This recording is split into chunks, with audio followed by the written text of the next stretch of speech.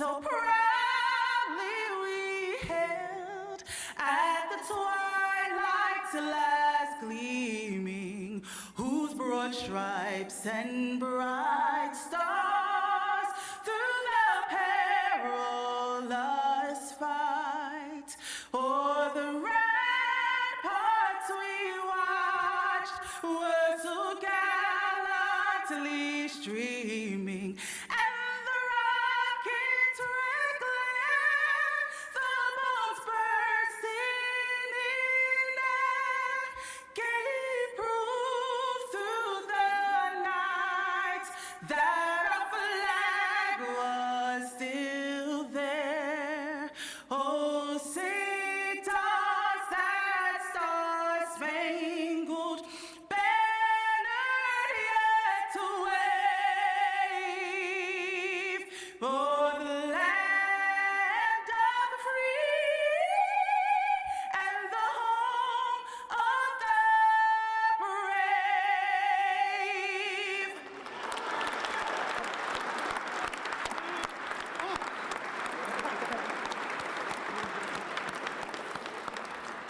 Thank you, Detective Brown. Ladies and gentlemen, please be seated.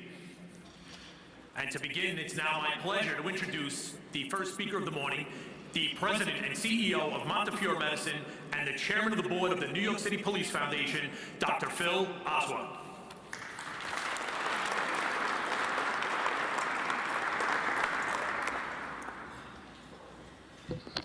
Thank you very much. Thank you. Good morning. Lots of concern about my arm. I appreciate all of you, who have asked that, the fact is I had surgery, rotator cuff surgery at Montefiore, which is the only place to have it. And I asked the doctors what they think happened, and they said to me they'd never seen so much muscle on one person. They think I'm so ripped. And so the muscle had to go somewhere. Ladies and gentlemen, the mayor of the city of New York is here, the Honorable Eric Adams. Welcome.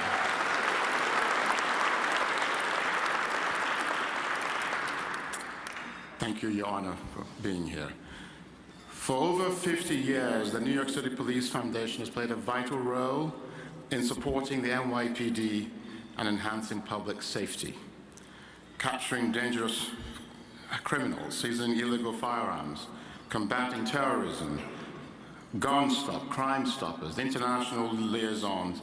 These are just a few of the programs we sponsor.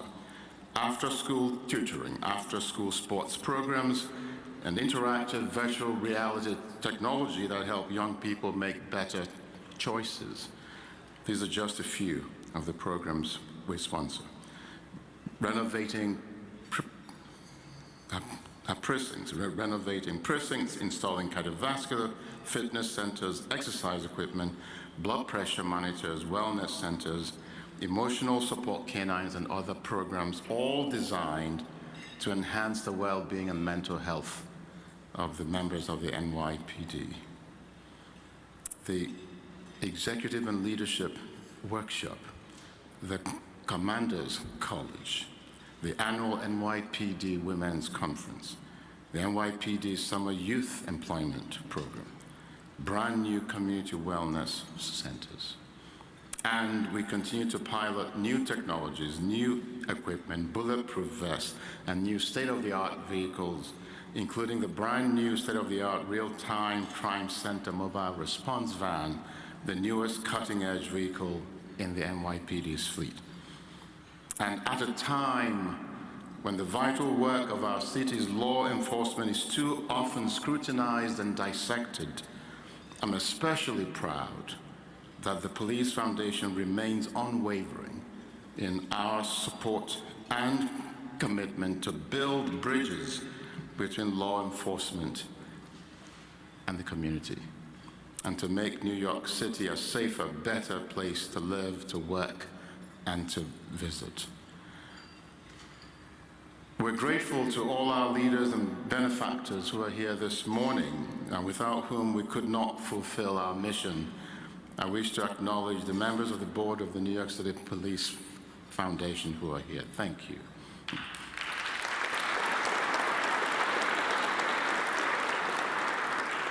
The amazing staff of the foundation, led by our CEO, Susan Birnbaum. Thank you.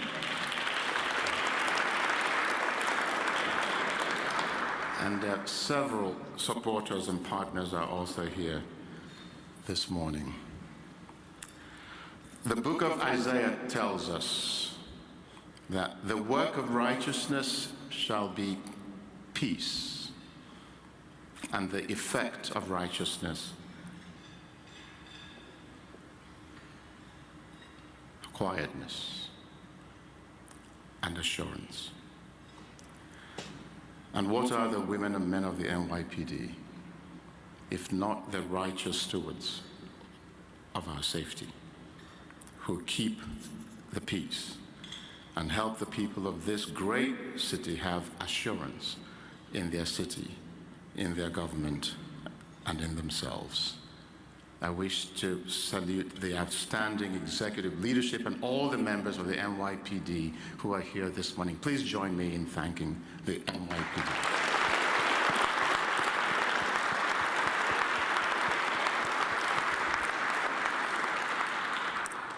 And I wish to salute our mayor, whose vision for peace and prosperity that they are implementing. Thank you, Mr. Mayor.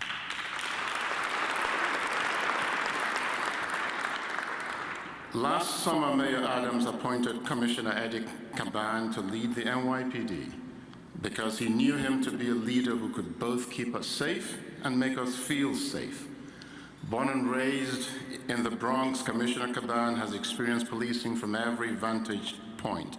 As a son of law enforcement, a brother of law enforcement, and as someone who's seen the transformational power of strong bonds between the police and the community. He's walked a beat. He's been a precinct cop. He's lived a life that has instilled in him a deep sense of empathy.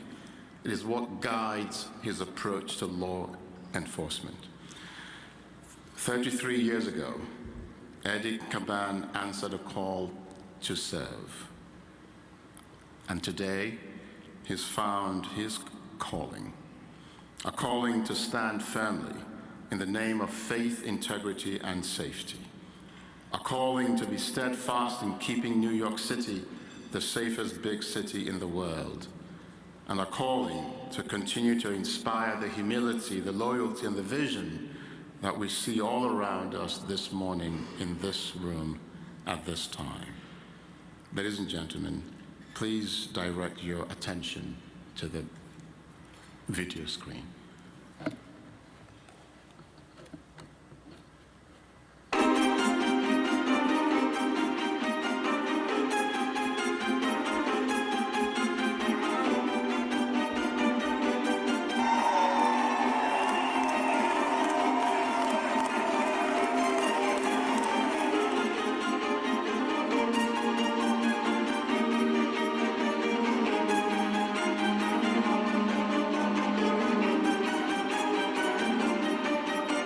Welcome to the stage, Police Commissioner Edward Caban.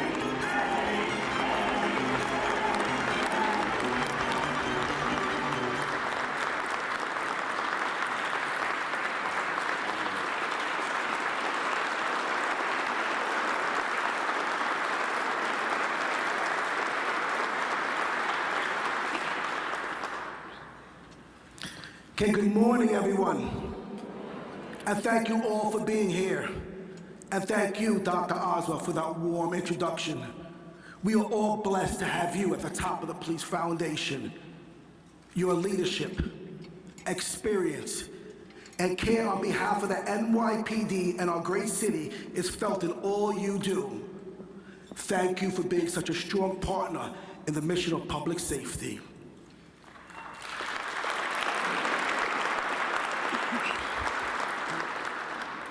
To the trustees and the Foundation's amazing staff, President and CEO Susan Birnbaum, Executive Director Greg Roberts, and the whole team, you are unsung heroes, partners in our collective success.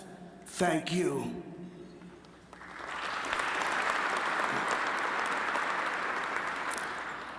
And speaking of teams, it doesn't get any better than the current NYPD leadership team. Stacked with talent, some have called them the dream team. I'm just grateful that they are all very much my team.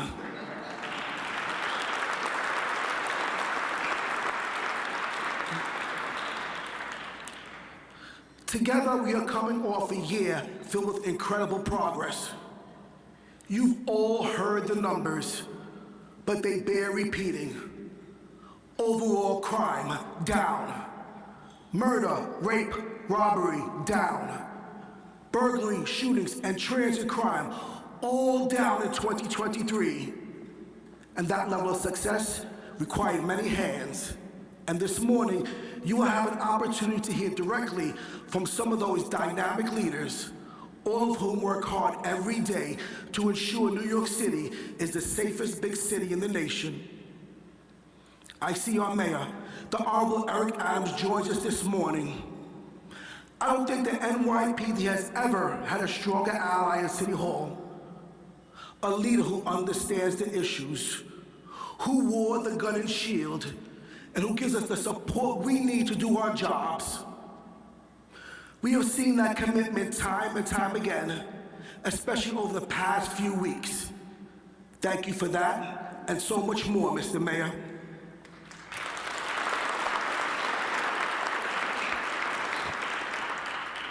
And to our many other elected officials, partners, and distinguished guests, thank you also for joining us. This morning, we are here to discuss the New York City Police Department. And so, let me just say this from the outset.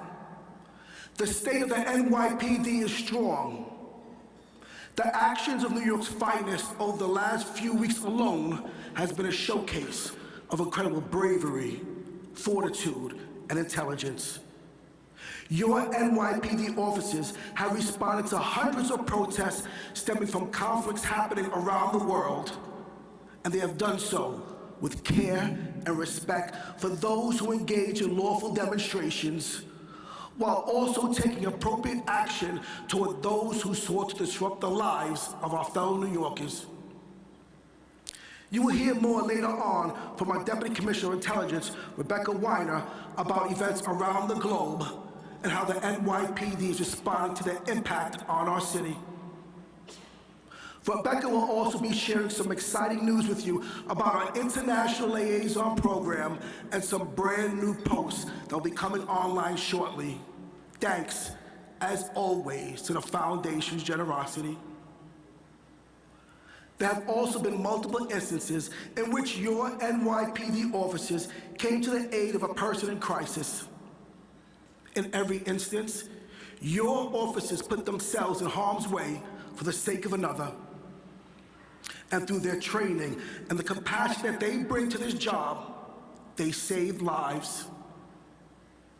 Police officers have a unique ability to change the world, to change a life, one interaction at a time. As police commissioner, I see it all firsthand, and it never ceases to amaze just how devoted our cops are to the vital work and just how often they do make a difference. Just look at police officer Denise Gomez. In 1996, when she was only 2 years old, she was rescued from a burning car by NYPD cops. And now, 26 years later, because of that moment, because of the heroism of those officers, Denise is now a police officer herself, assigned to the 9-0 precinct in Brooklyn. Their work is now her work, and the legacy of helping others lives on. We often say that nothing about police work is routine, and for good reason. Recently, we have seen NYPD officers respond to 911 calls involving basic arguments among family members that quickly escalate into chaos. In one instance, officers encountered a person being held at knife point, an incredibly tense and dangerous situation. But the officers kept their composure, addressed the threat, and saved another life. Most recently, in East New York, officers found themselves in a violent physical struggle. They were coming to the aid of a domestic violence victim and suddenly found themselves in a fight for their own lives. Despite being hit with gunfire, your cops were able to gain control of the situation, stop the threat, and save additional innocent people. I know we are all grateful they made it home to their families and will be okay. But that type of danger is always a possibility in this line of work. And yet, those who wear the blue uniform suit up every day without hesitation. They go toward the danger, like they did 2 weeks ago when a serial attacker was randomly stabbing innocent people in Queens. We marshaled all of our best people to track the suspect down.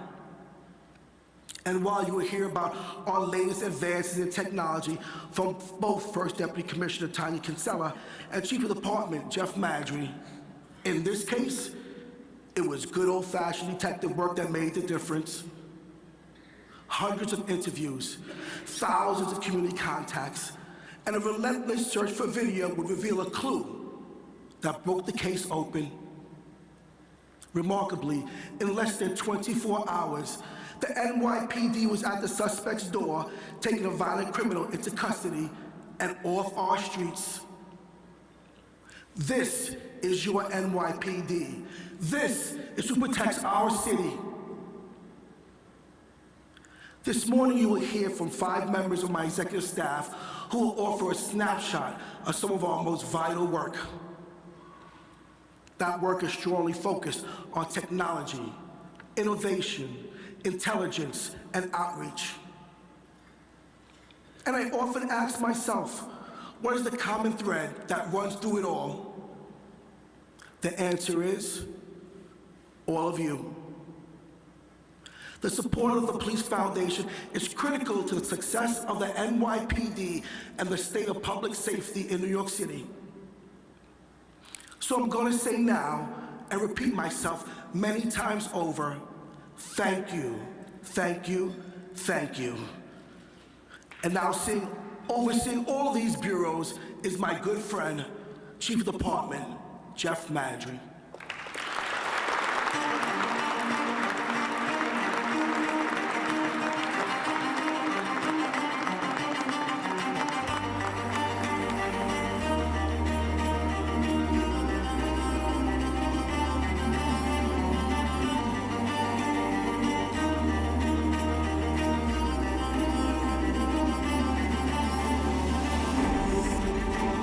Welcome to the stage, Chief of Department, Jeffrey Madry.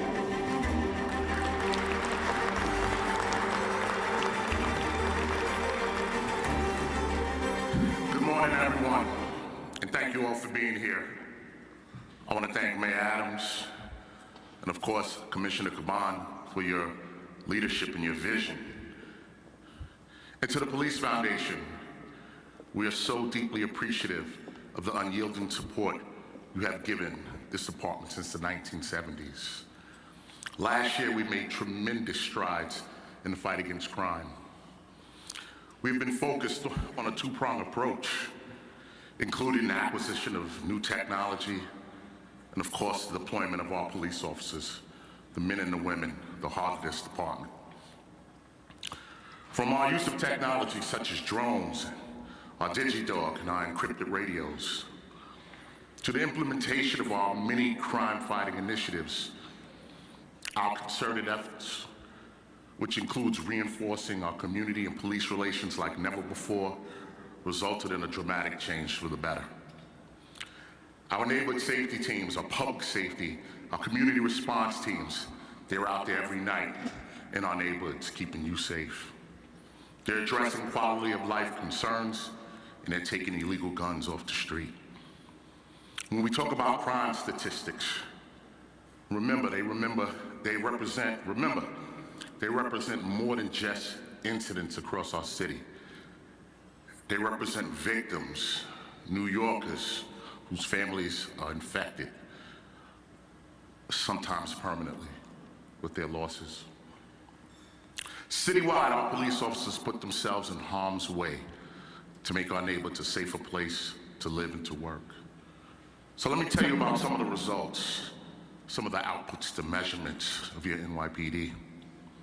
Last year, our officers made over 4,000 gun arrests. In the last year, for the first time since 2019, we had less than 1,000 shooting incidents in New York City, which amounts to about a 25% decrease. We had 300 fewer shootings than in 2022, 400 less shooting victims than in 2022.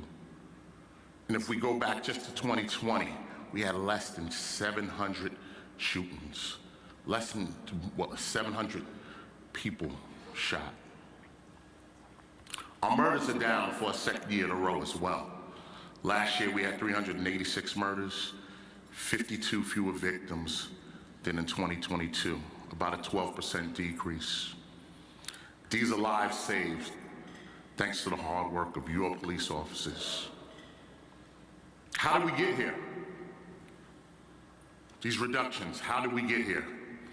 I spoke about our crime initiatives. Last year, we had a comprehensive summer violence deployment strategy from May to mid-September that was architected by Chief LaPetri. We saw over a 6% decrease in overall index crimes during that time. And this was during the summer months where we generally see more violence. Shooting incidents in those designated zones were down by 33%. And we kept our foot on the gas in the fall. After the summer, we implemented our holiday deployment zones from September to December. And I'm very proud to say that this deployment resulted in a 44% reduction in shooting incidents in the designated zones. And we stepped up our enforcement for property crimes as well. In 2023, we saw a 15% increase in retail theft arrests. And thanks to your dedicated officers, we pushed down retail theft complaints. In 2023, we also embraced technology to supplement the great work that our officers were doing. For example, we introduced the Star Chase and expanded our use of unmanned aerial vehicles, better known as drones. The Star Chase device is a game changer. By shooting a projectile out of the device, which when it attaches to a vehicle, acts as a trackable GPS, we're able to track stolen or wanted vehicles, effectively mitigating pursuits.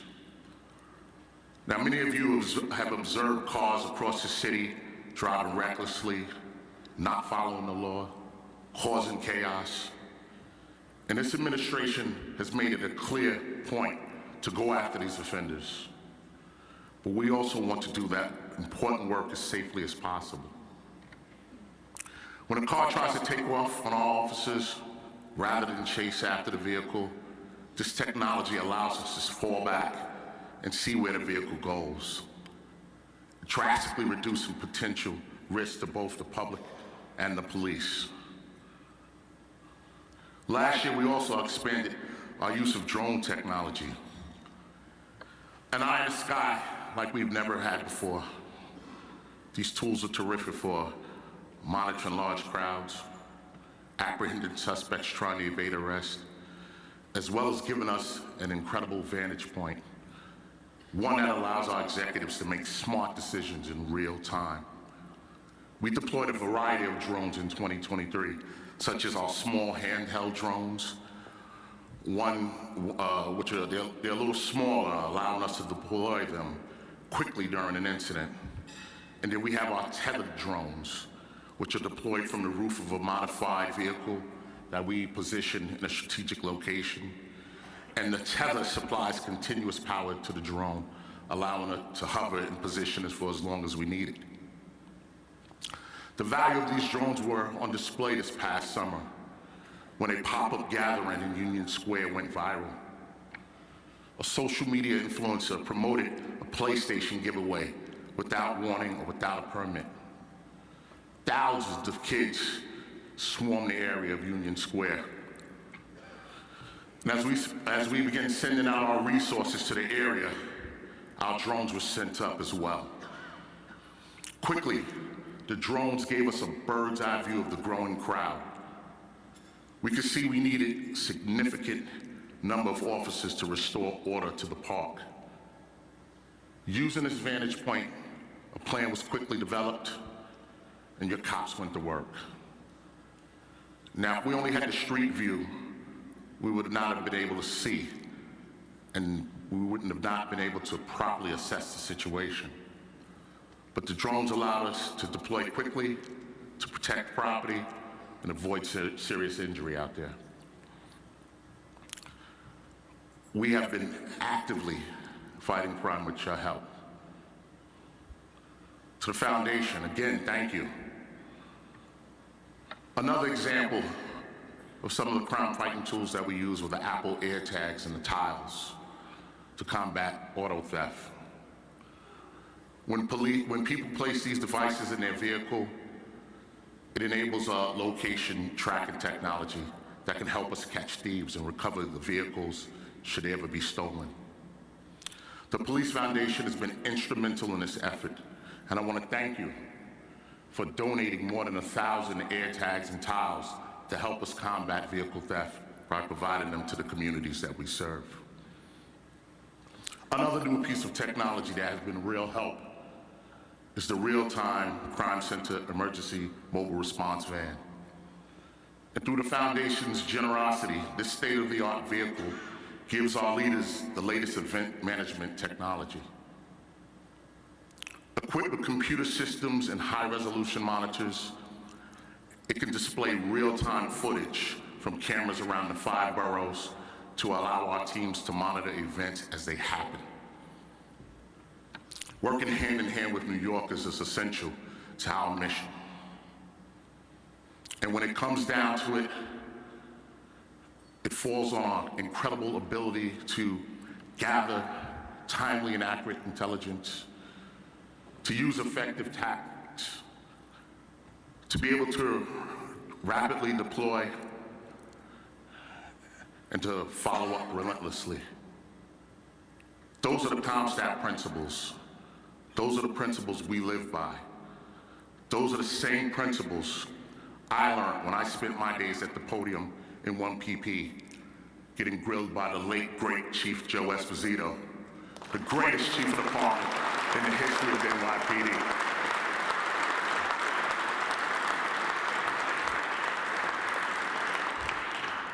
And as you all know that we lost Joe this year.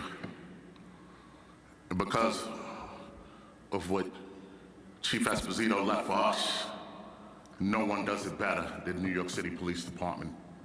And in 2024, we will build on that success. We're just getting started. And now I'm going to turn it over so that you can hear about the great work we're doing underground as well, to my good friend, the Chief of Transit.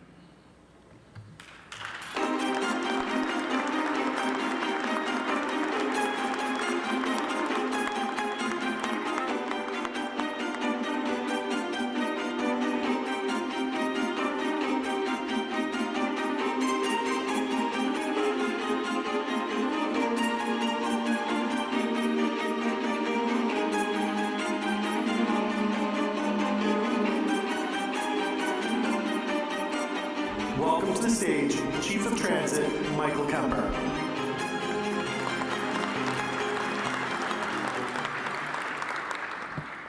Good morning. It's great to see all of you, to have the opportunity to update you on the amazing work your NYPD officers are doing across our city. From day one of this administration, City Hall has been very clear that public safety is their top priority, and nowhere is that more evident than in the New York City subway system. I don't need to remind anyone about the challenges we faced at the height of the COVID pandemic, especially in our city subway system. Near the end of 2022, we saw a sharp 42% increase in transit crime, and that was totally unacceptable. New Yorkers rightfully expect a safe and orderly transit system.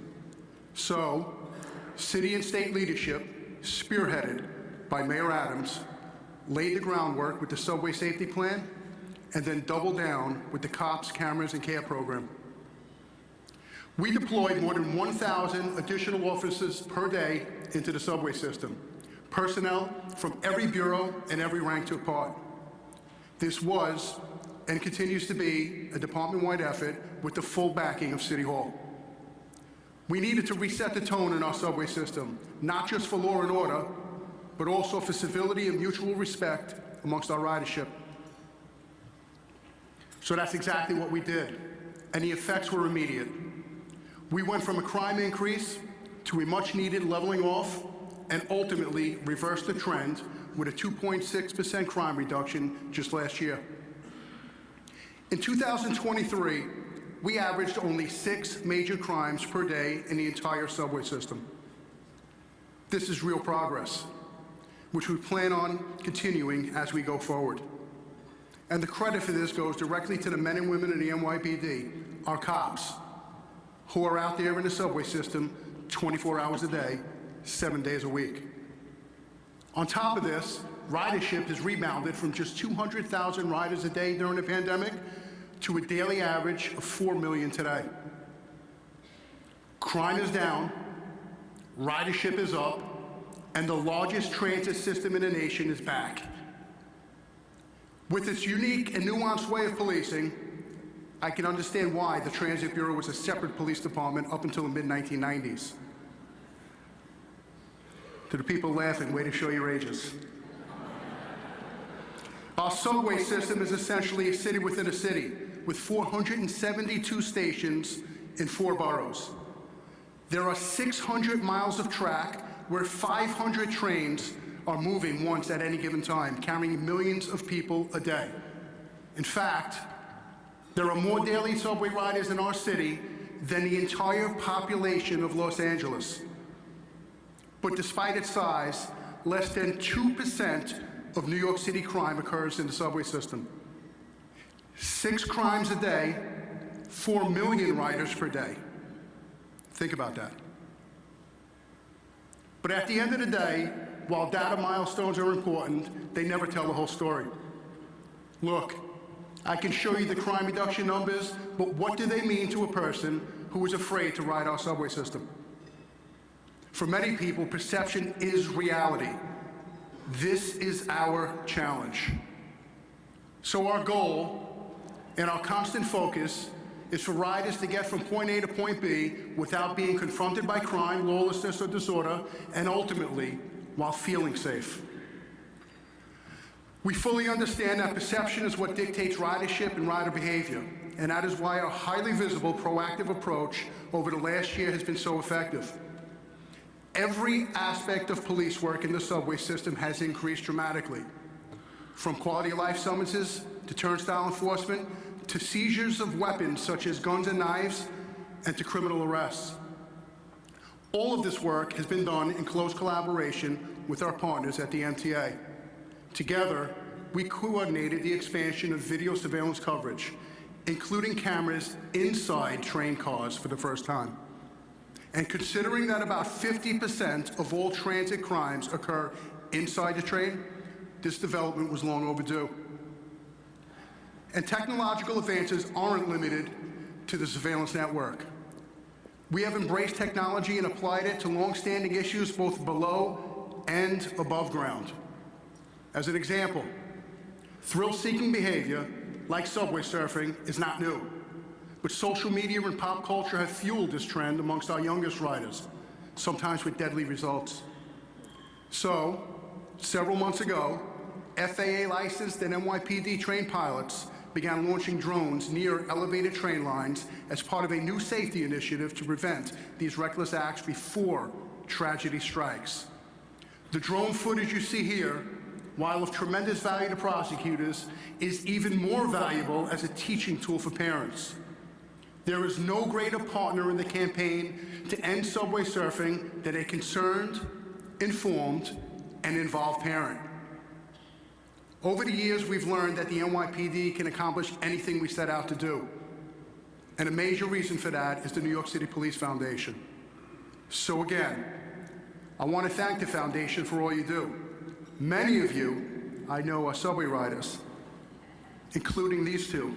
And Susan and Greg, I have you know I checked, you did pay your fare. Good job.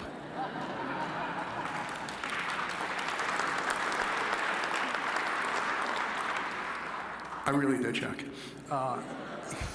It is truly appreciated, and it does not go unnoticed. And finally, while there is good news to report from our city subways, this is definitely not a victory lap. We know there's still a lot of work to do, but with the leadership team assembled here, along with all the members of the NYPD, we are in a perfect position to get that work done.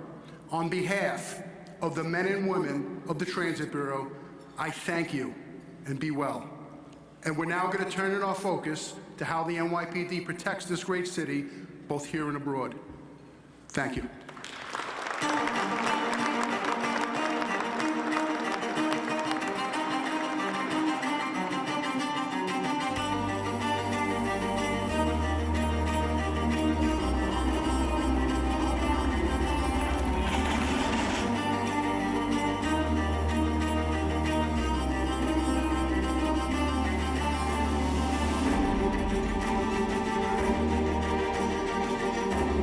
Welcome to the stage, Deputy Commissioner of Intelligence and Counterterrorism, Rebecca Weiner. Good morning. The walk-on music, it's always very stirring.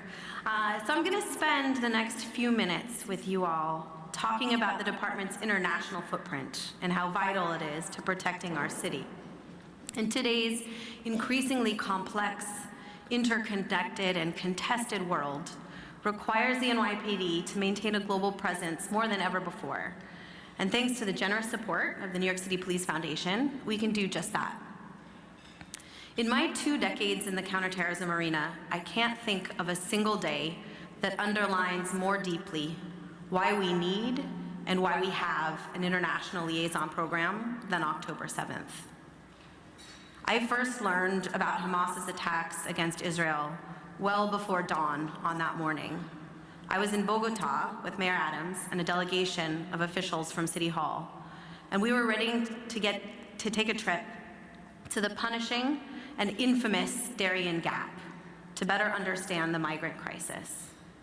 In a burst of messages, our Tel Aviv-based liaison, Detective Charlie Benaim, described the rocket barrages and told us what he knew about the attacks underway.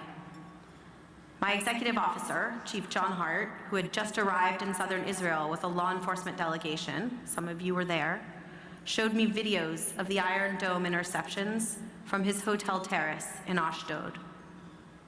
And in those initial hours, the significance and the depravity of the attack began to come into focus. The sheer scale of the incident, the wide range of tactics used, the strategic implications of the shock. But one thing was already crystal clear, and that's to understand how what was unfolding in Israel would affect New York City, we would need the kind of constant, real-time information and intelligence that only a forward-deployed liaison could offer. And that's what we've had from Charlie ever since. Hourly updates for the past 117 days from his vantage point embedded with the Israeli National Police. Charlie has helped dozens of people come to and leave the country. He's conducted countless briefings and facilitated visits to the region from government delegations across New York State. Our daily exchanges with Charlie haven't just helped us understand the situation in the Middle East, although they certainly have done that. They've helped us answer what we often refer to as the New York question. How will what's happening over there impact our safety and security here in our city? And as longtime supporter Howard Milstein compellingly explained in an op-ed in the Daily News on January 8th, there's only one way the International Liaison Program can work. Without the foundation, there would be no liaison program, full stop. And without the International Liaison Program, the NYPD would be myopic, resigned to policing the most global and interconnected city in the world without truly seeing beyond our borders. So within hours of that phone call, we were back in New York City and in the midst of responding to the first of more than 600 protests related to the conflict that have taken place here since October 7th. These protests, which have been occurring in cities worldwide, have been at times disruptive, contentious, and often deeply fraught. But our commitment throughout has been very clear: to protect First Amendment freedoms, but to make it understood that we will not tolerate violence, criminality, or disorder. Not since 9/11 has a singular act of terrorism galvanized such a broad array of extremist organizations and actors around the world. October 7th has been a rallying cry and an accelerant for groups ranging from Al-Qaeda to ISIS to Hezbollah to Iran's Islamic Revolutionary Guards Corps and their proxies, like the Houthis in Yemen who've been disrupting our global supply chains, or the Shia militia groups in Iraq who recently killed 3 of our service members, to white supremacist, neo-Nazi, anti-government, or anarchist groups in the West, and all of those who all of these groups inspire. The resulting onslaught of terrorism propaganda that our intelligence analysts have been tracking continues to capitalize on this post-October 7th momentum. And as terrorism incidents and plot disruptions and threats have materialized all around the world, our liaison officers in Paris, London, The Hague, Madrid, Amman, Abu Dhabi, Doha, and Sydney, all places dealing with this conflict, have been keeping us updated. Whether it was an edged weapons attack in Paris, a plot disruption in Germany, or a violent protest in London, the horrific murder of a Palestinian child in Illinois, or the arrest of a would-be offender in Las Vegas, our networks of partners, international and also our Sentry program, Foundation-supported Sentry program, have given us the intelligence and the awareness that we need to stay ahead of threats in our own 5 boroughs. And this backdrop, global backdrop, national backdrop, against which this year's Halloween parade, marathon, Thanksgiving Day parade, Christmas tree lighting, and New Year's Eve took place, offers a critical reminder of how rapidly the terrorism threat environment can change and how constant our ability to counter it must remain. And so answering the New York question has often meant deploying our high visibility critical response command and counterterrorism officers to sensitive locations around the city. We've done this approximately 6,500 times since October 7th, surging specially trained and equipped heavy weapons, canine, chem bio rad nuclear detection and mitigation teams to venues and events, and there's a team outside this one venue, as well as one of our foundation-supported electronic sniffing canines. These deployments are equal parts deterrence and reassurance, reminding New Yorkers that public safety for all is non-negotiable. And before I close, I want to return to the Darien Gap. The purpose of our trip there was to better understand the migrant crisis that's been gripping our city for the past 18 months, and a lot more. The roots, the reasons, and the possible remedies. In talking to government officials, or to people running shelters, and to migrants themselves, it became clear that we can't adequately understand the problem or identify opportunities to address it without the same kind of forward-deployed liaison capability that we have in the counterterrorism domain. And so with great gratitude to the Foundation, we're announcing this morning the creation of 2 new liaison posts, one in Bogota and one in Tucson.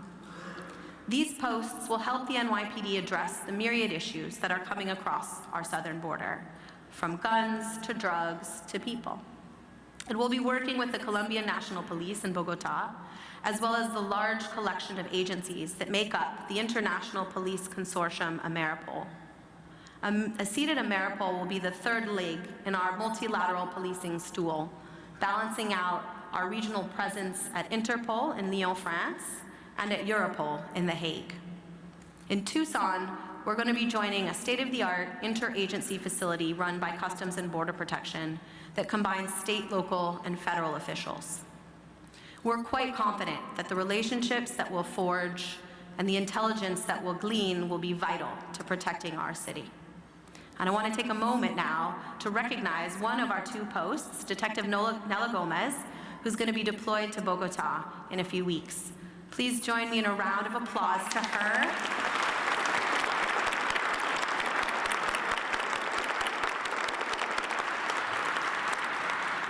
And to Detective Rolando Rivera, who's currently visiting his future post in Tucson.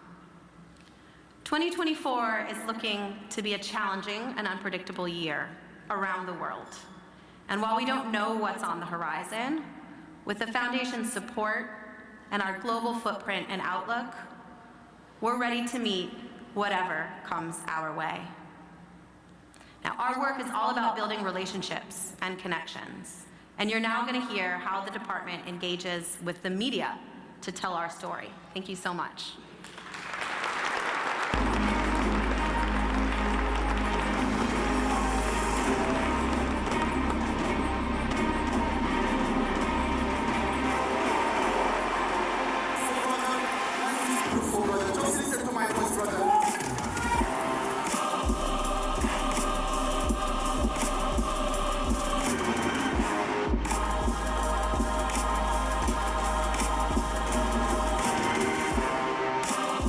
Welcome to the stage, Deputy Commissioner of Public Information, Tariq Shepard.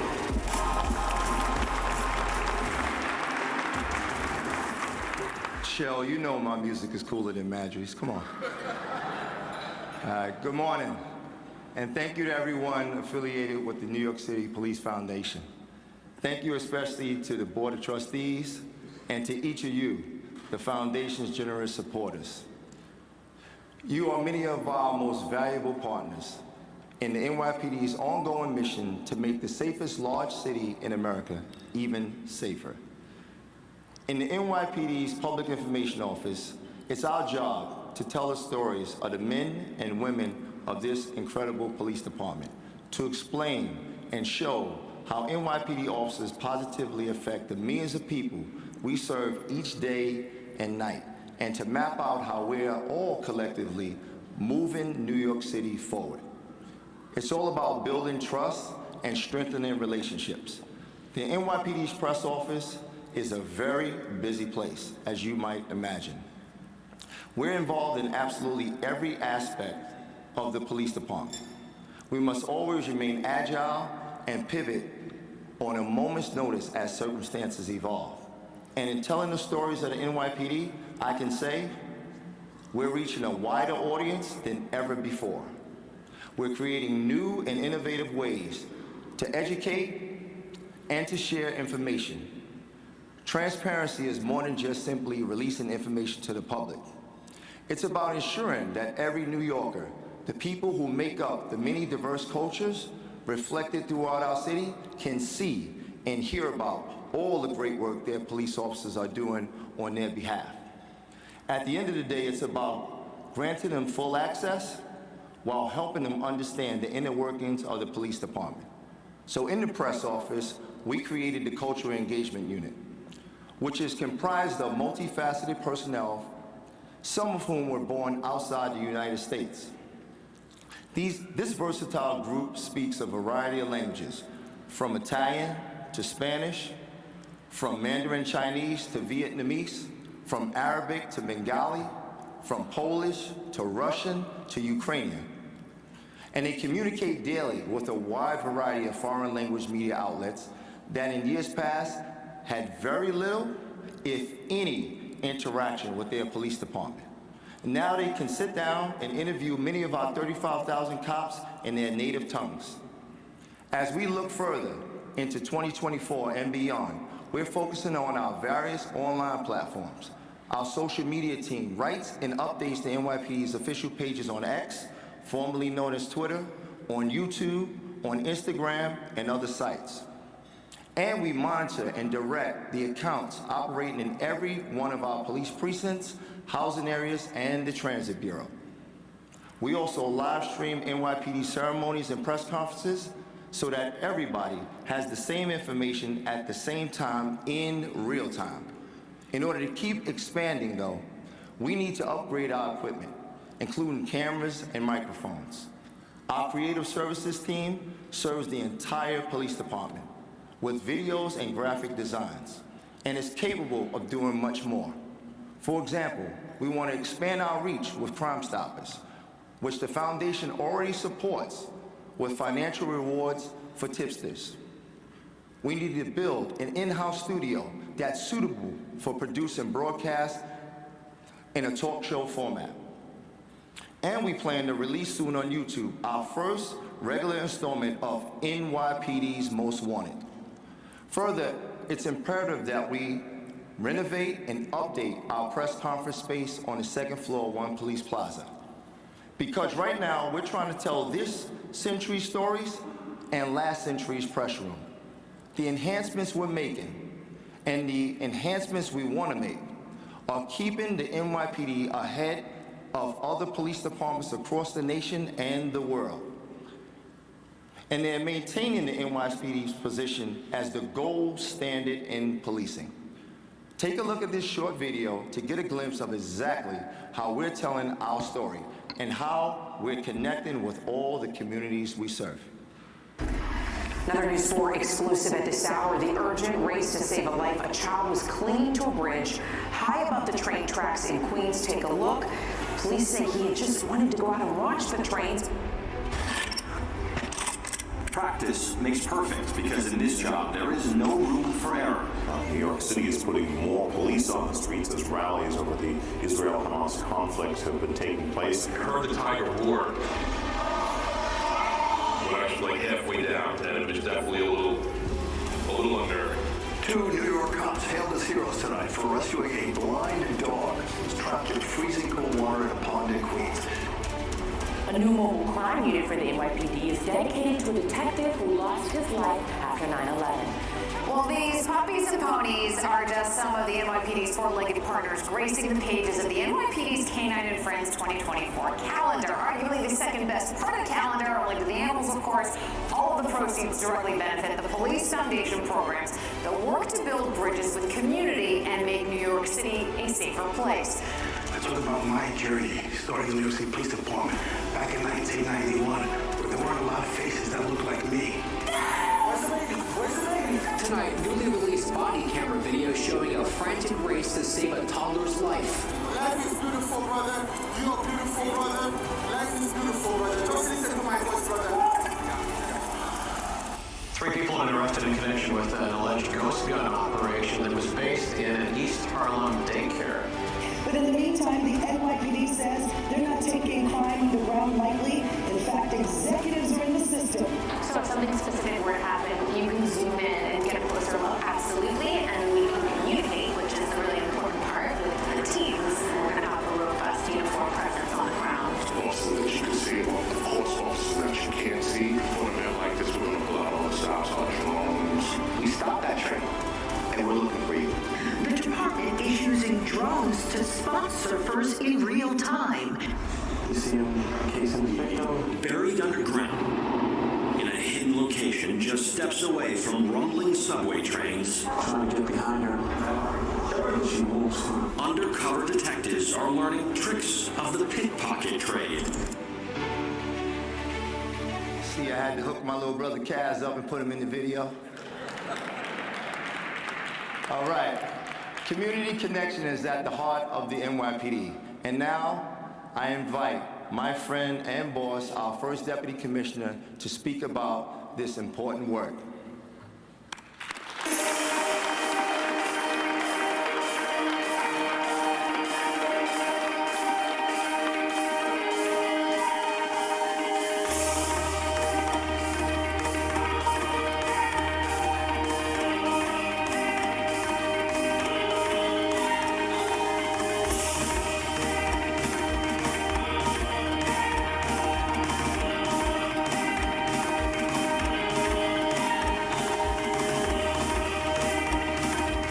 Welcome to the stage, First Deputy Commissioner Tanya Kinsella.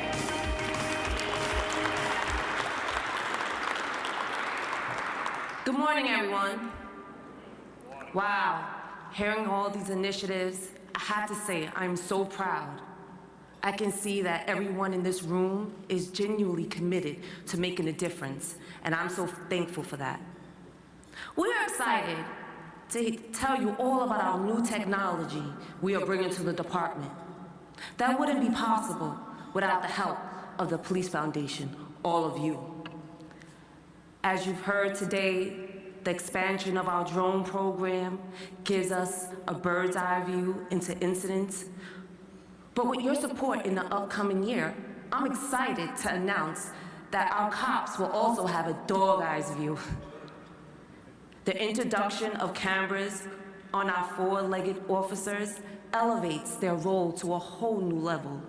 These specially designed cameras will capture crucial moments and provide insight that only a canine can see. This is a major leap forward in modern-day policing, and that is because of all of you. But technology is more than just cameras and drones, more than just enforcement and responding to incidents. Technology brings people together and connects us in ways unimaginable, especially when it comes to our young New Yorkers, the ones raised on smartphones, tablets, remote learning. The Option program uses technology, virtual reality to engage with our city's youth and give them a safe place to grow. This partnership, unlike any other, through the Options program, our goal is to increase dialogue, positive dialogue, and interactions, all while creating meaningful opportunities for them. When we do this, we lay the groundwork to resolve neighborhood disputes and enhance safety for all. Many of you may be familiar with the VR side of this program. These scenarios allow our youth to share different viewpoints and common ground and gain understanding of the decisions with officers. This is the reason why it draws in so many kids, because they are the ones creating the scenarios, They are based off of real-life experiences they may face when walking to school, at home, or playing basketball in their neighborhoods. In 2023, the Bronx Wellness Center offered a series of workshops, training programs, internships facilitated by NYPD officers. There were hundreds of music lessons, computer programming classes, video production workshops. But the most important thing this program offered is a pathway to career development, which will bring me to something I'm so pleased to announce to everyone here today, the upcoming expansion of the program. With the support of the foundation, we are in the works of building out the current Bronx Wellness Center to give our youth even more of a place to learn all trades. We've been able to expand on the current property that will serve as a canvas for this exciting adventure. This new area will be a dedicated space where our youth will be exposed to all aspects of construction, from electrical work to painting, sheetrocking, and gaining hands-on experience that a classroom cannot teach. We'll be doing this in partnership with our local labor unions. These unions, known for their expertise, will work hand in hand with our kids. And if a young person shows a passion for a specific trade, we are committed to working with the unions to facilitate their entry into a pre-apprenticeship program. Ladies and gentlemen, this is a big deal. I am also proud to announce that Option Wellness Center will also host a one-of-a-kind video game designed to teach young minds about finances. Even some of us adults need a video game about finances. Working with the foundation and their partners, this simulation game transforms our youth, the way they look at finances, manage their finances. You get to choose a career, make a certain salary, and begin to navigate the twists and turns of life in this game. And what makes it great is that it won't hold back on showing them how to save their money. Consider this a crash course in budgeting. And yes, we promise, we won't show them any mercy. As a Bronx girl myself, raised in a single-parent household, I can't imagine the impact Options would have had on my childhood. It's shaping a generation of problem solvers and visionaries. Those are just a few things we're doing with the Options program. I'm so proud of all of our hard work that our officers are doing to make this program a success. So now, let's talk about the partnership between the foundation and the New York Giants and the NYPD. I'm talking about the Harlem and Far Rockaway Giants. This program, funded by the foundation, takes connecting with our youth to a whole new level. The program recruits kids who are struggling in school with the universal language of football. They start playing football with our police officers, and then within time, these officers transition into coaches on and off the field. With the help of the New York Giants football team, these young people are able to connect with the pros like Daniel Jones, Darius Slayton, all while creating a personal and motivating bond. Imagine a child's excitement as they interact with their football heroes, all while gaining valuable insight and encouragement. The Giants players also extend their mentorship beyond the field.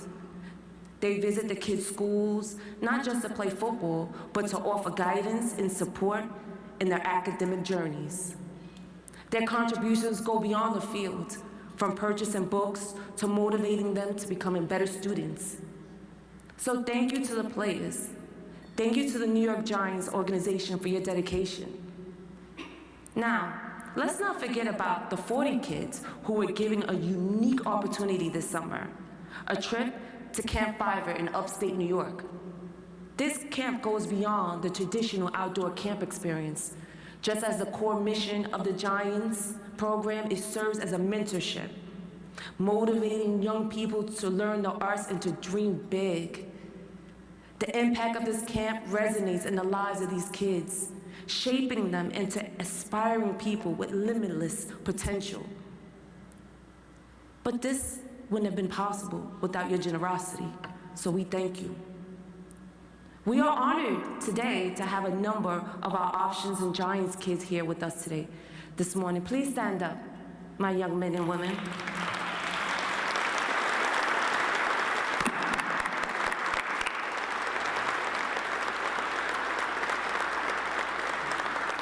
Thank you. Now, how do we connect with our communities as a whole? It's not that difficult. It's about being genuine and showing that you care. This past holiday season, we teamed up with the foundation to spread a little holiday cheer to those less fortunate. Our officers were able to deliver approximately 4,000 turkeys to families in need and give away almost 100 new coats. This kind of outreach means so much.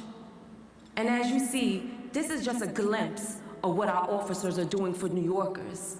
We believe the heartbeat of the NYPD is in our community connections. Our officers are out there daily, yes, enforcing the law and fighting crime. But more importantly, they are building bridges with our communities. And this is essential for our safety for everyone in every community.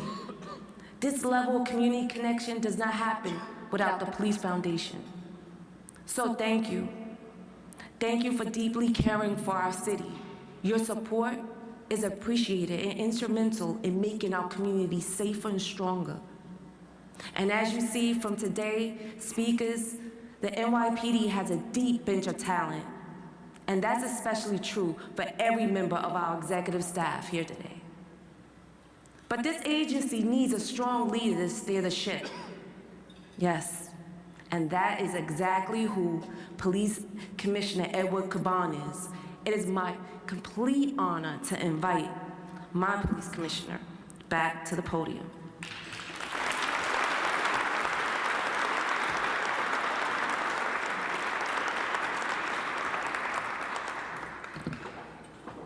Thank you, and wow, just amazing stuff. So I think now you understand why today's presentation was a team sport. So much talent, so much passion. We are all very fortunate to have these exceptional leaders looking after the safety and security of New York City. My thanks to Tanya, Jeff, Mike, Rebecca, and Tariq for coming up here and helping tell the story of the amazing men and women of the NYPD. And as I said before, the support of the people in this room is felt across our bureaus and throughout the department. From the brand new real-time crime center van to the vital importance of Crime Stoppers and Gun Stop, both of which are a force multiplier like none other.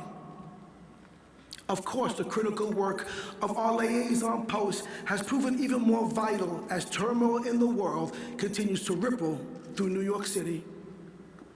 And I want to acknowledge Rebecca for putting fresh eyes on our emerging threat stream and advocating for some adjustments to our liaison posts. Having a presence in Bogota, Colombia, and at the border in Tucson, Arizona, will ensure we continue to keep our finger on the pulse of places that directly impact New York City.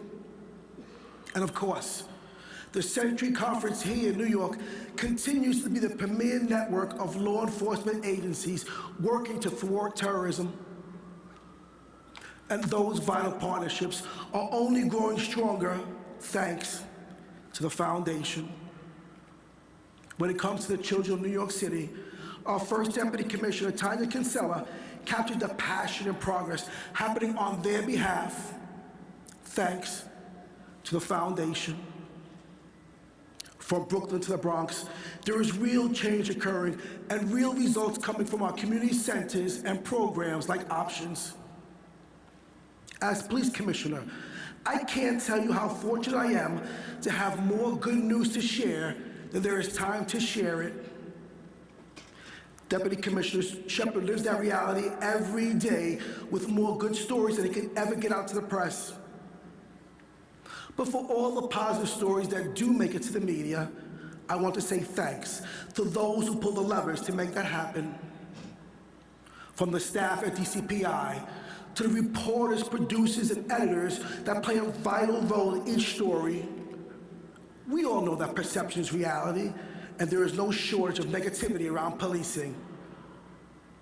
So it's very much appreciated when a good story comes to light. And thanks to the foundation, we were able to tell our story on one of the biggest stages in the world. We rang the new year on a billboard in Times Square, making the work of your NYPD known far and wide.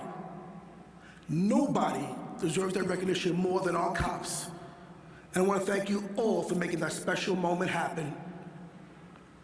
In closing, the NYPD and this administration intends to do even more in 2024. We will keep working on behalf of every New Yorker.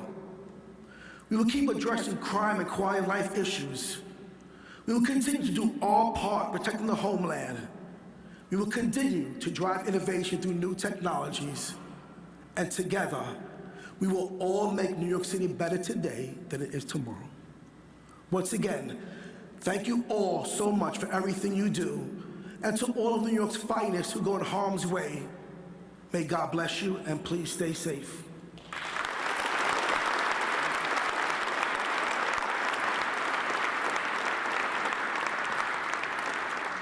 And thank you, Commissioner Caban. And now it's my pleasure to introduce the person who helps make all this possible, the President and the CEO of the New York City Police Foundation, Susan Burbaum. Good morning. Thank you so much to Commissioner Caban and your team for the incredible presentation this morning. We hear your message loud and clear. The NYPD is out there every day working to keep New York City safe and making incredible progress during very challenging times. The Board of Trustees of the New York City Police Foundation and all of our guests here today also have a message for you. We appreciate you, we support you, and we thank you. On behalf of the Board of Trustees and our leader and chairman, Dr. Phil Oswa, who also helped sponsor this morning's breakfast, thank you very much, Bill. I'd like to thank everyone for being here today. To Mayor Adams for all you do to support our police and our great city. And to all of our guests, I'd like to give special thanks to the foundation staff, especially shout out to Taylor Kahn and Dana Ferraro, as well as Bob Barrows and the creative services team at the NYPD. And lastly, we're out of time, so no questions today, but I want to invite everybody, please, to join us on June 6th at our annual gala, which will take place on the Intrepid, where we have the opportunity to honor the New York Giants and to support and celebrate the dedication of the men and women of the NYPD. Thank you for joining us, and have a good day.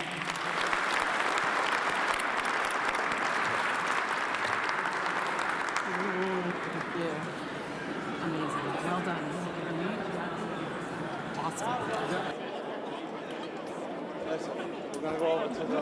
Right up here. Yep. Guys, going up.